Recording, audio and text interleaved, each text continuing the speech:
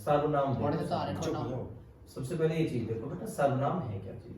सर्वनाम का मतलब होता है सबका नाम, सबका नाम, ठीक है, सबका नाम। सर्वनाम का मतलब है सबका नाम, और संज्ञा के स्थान पर प्रयुक्त होने वाले शब्द हैं उन्हें कहेंगे हम सर्वनाम। अब दूसरी स्थिति क्या है? सर्वनाम के जो भेद होते हैं, सर्वनाम के जो भेद होते हैं बेटा, भेद तो हो छह, लेकिन अगर कोई आपसे कहे कि हिंदी में सर्वनाम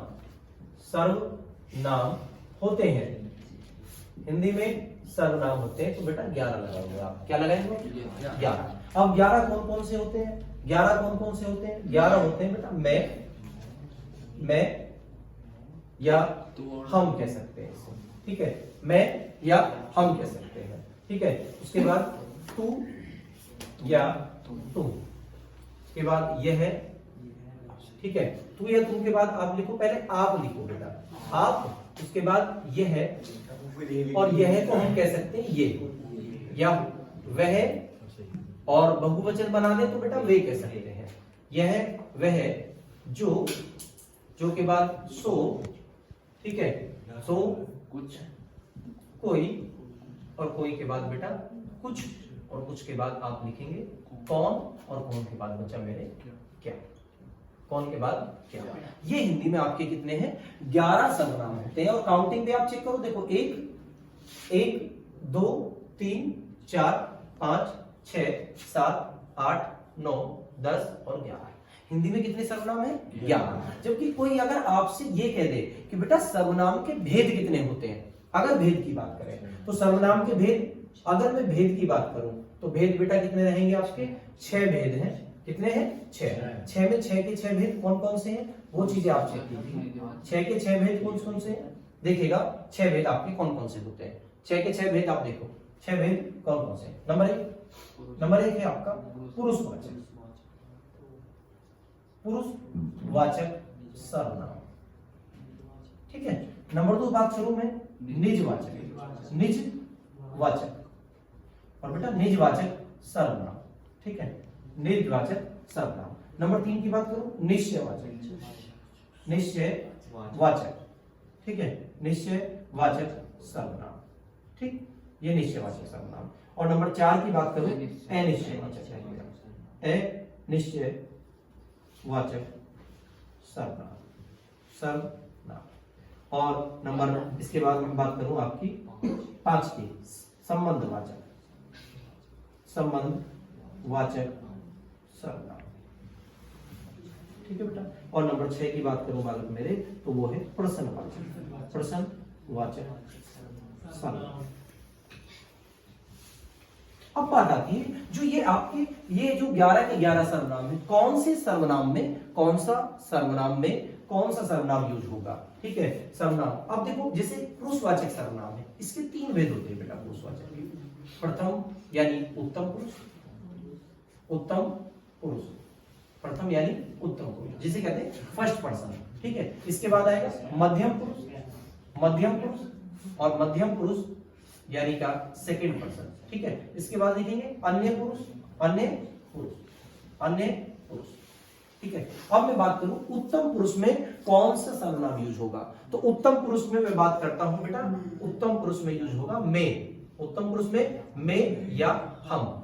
कैसे कि मैं इस कार्य को कर सकता हूं, तो मैंने अपनी बात करी, या हम इस कार्य को कर सकते हैं, तो यहां कर्ता खुद बात कर रहा है कि हम इस कार्य को कर सकते हैं या मैं इस कार्य को कर सकता हूं। जबकि सेकंड पुरुष में क्या कहा जाएगा? तुम इस कार्य को कर सकते हो।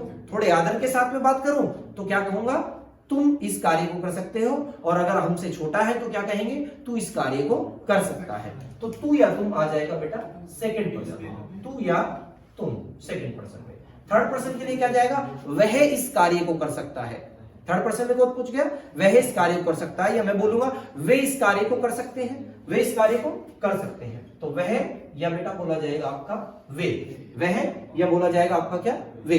क्लियर बात। इसके बाद हम चलेंगे निजवाचक में कौन यूज होगा, तो निजवाचक में जहां बेटा स्वयं कार्य करा जाए, यानी आप सर्वनाम यूज हो जाएगा निजवाचक में। कोई हमसे कहे कि भैया निश्चयवाचक में कौन यूज होगा, निश्चयवाचक की बात करें तो बेटा निश्चयवाचक में जो यूज होगा, निश्चयवाचक में आपका आएगा निश्चयवाचक। जब बात करें किसकी?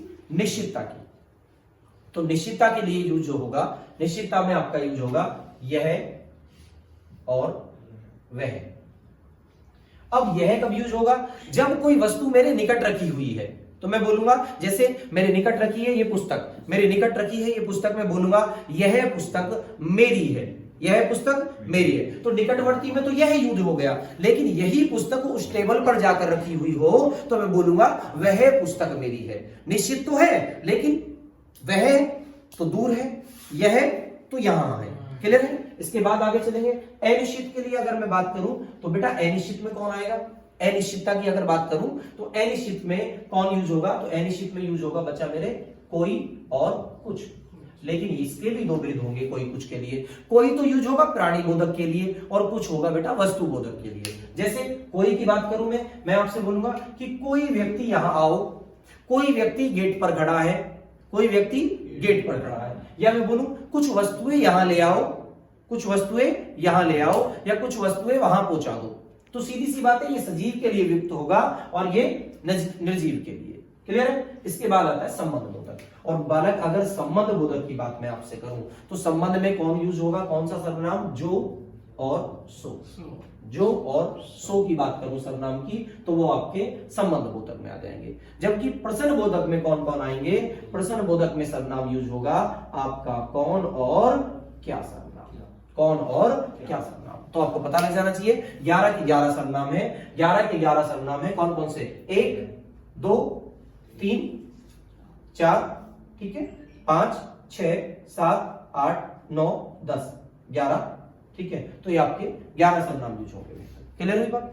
अब उसके बाद आता है कि अब देखो जैसे एक्सरसाइज में प्रश्न दिए गए हैं आपके, तो अब प्रश्न में आप देखोगे, देख के बोलो प्रश्न में। पहला प्रश्न क्या है? एक रहा उत्तम पुरुष, उत्तम पुरुष, उत्तम पुरुष, उत्तम पुरुष सर्वनाम के किस भेद का प्रकार है? तो उत्तम पुरुष सर्वनाम के किस भेद का प्रकार है बेटा? कौन से? पुरुषवाचक का, पुरुषवाचक का। और अगर प्रश्न पूछे कि पुरुषवाचक के कितने भेद होते हैं तो कितने होते हैं पुरुषवाचक के भेद? कितने बोलेंगे? 3 भेद पुरुषवाचक के बोलेंगे। कितने भेद बोलेंगे? 3 भेद पुरुषवाचक के। अगला क्वेश्चन देखिएगा, अगला क्वेश्चन देखो, इससे आगे क्वेश्चन क्या दे रखा? एक रहा वे भ्रष्टाचार के प्रबल विरोधी थे, वे भ्रष्टाचार के प्रबल विरोधी थे। तो इसमें कौन सा ऑप्शन आएगा? वे भ्रष्टाचार के प्रबल विरोधी थे। वाक्य में सर्वनाम का कौन सा प्रकार है? वे।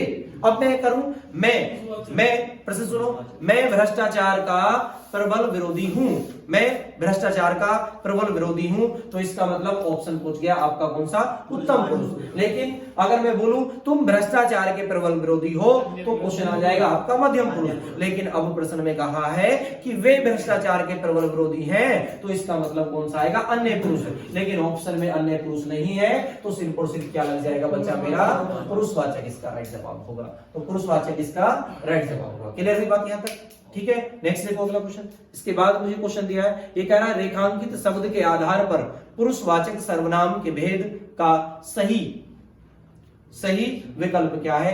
वह कल मुझसे मिलने आएगी, वह कल मुझसे मिलने आएगी, वह कल मुझसे मिलने आएगी, कल मुझसे। तो वह, अब वह कौन सी है? वह किसके लिए यूज होगा? अब बताइए वह किसके लिए यूज होगा? वह, अब देखो वह मैंने बताया अन्य पुरुष के लिए यूज होगा। तो अन्य पुरुष का भेद कौन सा होना चाहिए? यानी वो किसके लिए यूज होगा? अन्य पुरुषवाचक। तो कौन सा ऑप्शन राइट जाएगा बेटा? डी ऑप्शन इसका राइट आंसर, डी ऑप्शन इसका राइट आंसर जाएगा। क्लियर हुई बात? क्लियर है? तो कर सकते हैं हम यहां तक, ठीक है। चलो